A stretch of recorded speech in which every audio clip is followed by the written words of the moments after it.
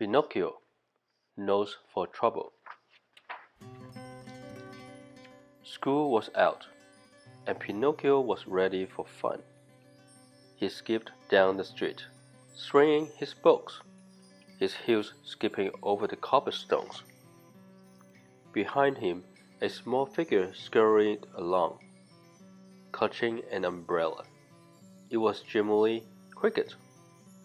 "Pinocchio," he called, "wait for me." Jiminy caught up with him in front of a small shop. That's where Pinocchio lived with his father, Geppetto. Geppetto carved all sorts of things out of wood. But his greatest creation was Pinocchio. Jiminy hopped onto Pinocchio's shoulder, and the two of them went inside. "Father, I'm home," Pinocchio called. But the only answer was the tick-tock of a dozen clocks. "Father," said Pinocchio. He went into the next room, and there, seated at a workbench, was Geppetto. The clockmaker looked up, surprised. "Hey, son," he said. "I didn't hear you come in. You know how it is when you're working." Moving closer, Pinocchio asked, "What are you making?" "A cuckoo clock," said Geppetto. "I even brought home a live cuckoo bird for a model. That way I can craft the cuckoo just right." Pinocchio gazed at the bird. "May I take the cuckoo out of his cage and play with him?" he asked. "I'm afraid not," said Geppetto. "You aren't the only one who's been watching him." Geppetto nodded toward Figaro, the cat, who was following the cuckoo's every move. "Please," begged Pinocchio. "I'll be careful." Geppetto said gently, "I'm sorry, son. We mustn't put the bird in harm's way." Pinocchio spent the afternoon playing with his toys. Every few minutes he would glance up at the bird cage. He imagined what fun it would be to have the cuckoo perch on his finger. At the end of the day, Geppetto went out to get some food for supper. As soon as he left, Pinocchio hurried over to the birdcage. "Pinocchio," Jiminy said, "what are you doing?" "Taking the bird out for a visit," said Pinocchio. "Don't worry, nothing bad will happen." As Pinocchio reached for the cage door, Figaro jumped onto the table. "Watch out!" cried Jiminy. He looked on helplessly as Figaro bounced toward the birdcage. Figaro was fast, but the cuckoo was faster. The bird hopped through the cage door and took off into the air. Figaro, meanwhile, hit the side of the cage with a loud crash. Pring!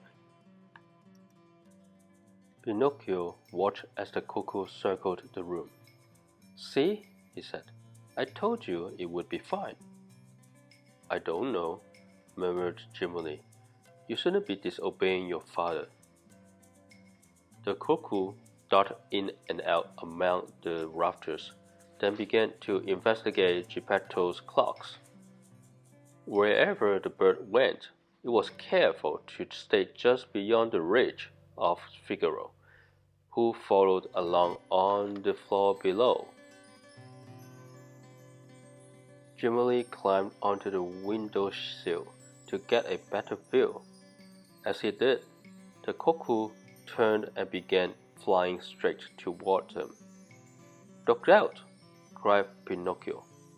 Jiminy leaped to one side. The cuckoo hardly noticed because he had another target in mind. With a rustle of wings and a happy cry, he flew past Jiminy and through the open window.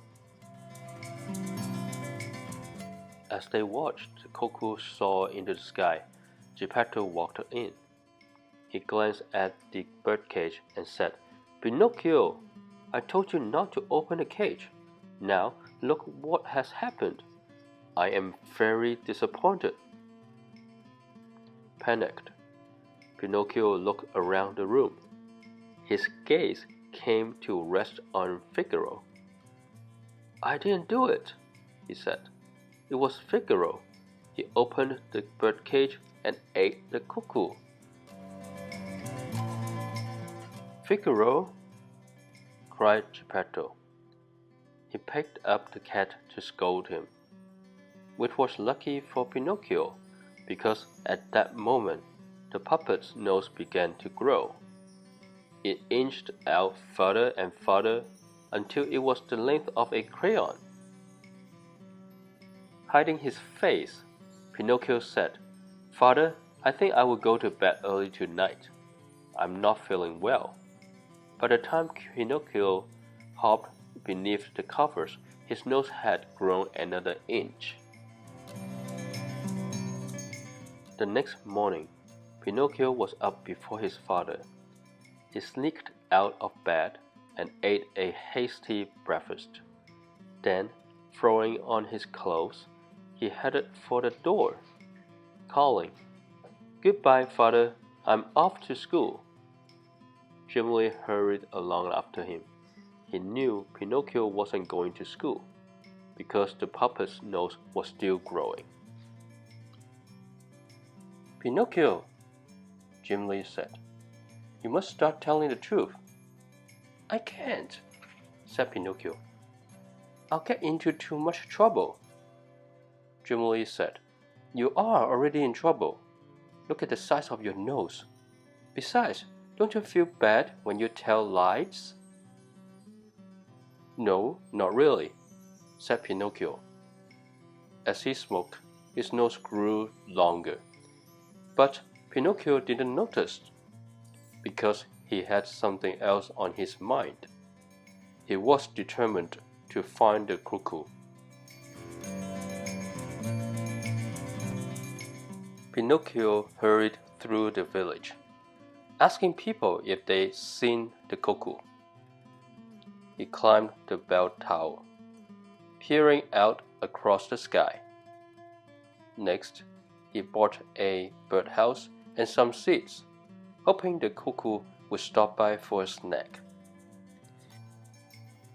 Wherever Pinocchio went, Jiminy Cricket followed along behind, trying to talk to him, but Pinocchio wouldn't listen to his conscience. Instead, he told lie after lie about why he was out of school, where he was going, and what he was doing. Each time, his nose grew a little longer, until soon it was the length of a broomstick. All the while he looked for the birds. He found lots of them too.